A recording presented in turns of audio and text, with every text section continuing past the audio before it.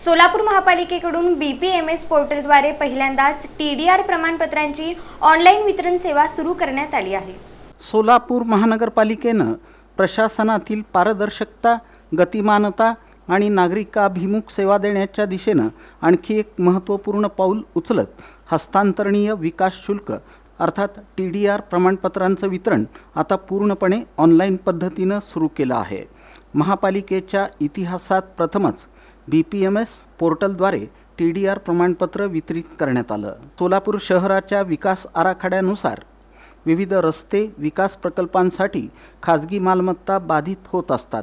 अशा बाधित क्षेत्राच्या मोबदल्यात संबंधित मिळकतधारकांना महाराष्ट्र शासनाच्या एकत्रित विकास नियंत्रण आणि प्रोत्साहन नियमावली अंतर्गत हस्तांतरणीय विकास हक्क प्रदान करण्यात येतात। यापूर्वी ही संपूर्ण प्रक्रिया ऑफलाईन पद्धतीनं राबवली जात होती।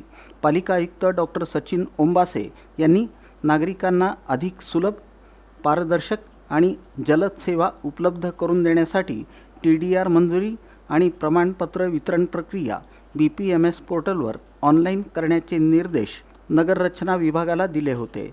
त्यांच्या मार्गदर्शनाखाली ही प्रक्रिया यशस्वीरित्या कार्यान्वित करण्यात आली। या उपक्रमांतर्गत मौजे मजरेवाडी येथील सर्वे क्रमांक 9/9, 9/7+8 आणि 9/7+8 यामधील जागा विकास आराखड्यातील 9 मंदिरे 12 मीटर, 18 मीटर आणि 30 मीटर रुंदीच्या प्रस्तावित DP रस्त्यांसाठी बाधित होत आहे। या बाधित क्षेत्राच्या मोबदल्यात संबंधित मिळकतधारक मल्लिकार्जुन शिवशरण शेगावकर आणि विश्वनाथ शेगावकर यांना नियमानुसार TDR मंजूर करण्यात आला। पालिका आयुक्त डॉक्टर सचिन ओंबासे यांच्या हस्ते BPMS पोर्टलद्वारे दोन्ही मिळकतधारकांना ऑनलाईन TDR प्रमाणपत्र प्रदान करण्यात आलं। यावेळी सोलापूर महापालिकेच्या डिजिटल प्रशासनाच्या प्रवासात एक नवा टप्पा गाठला गेला आहे।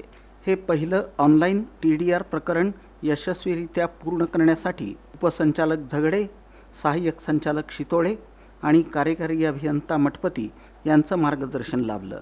तसंच कनिष्ठ अभियंता सलमान मणियार आणि रोहित हरके यांनी तांत्रिक तसंच प्रशासकीय स्तरावरील सर्व कार्यवाही पूर्ण करून प्रकरण निकाली काढलं।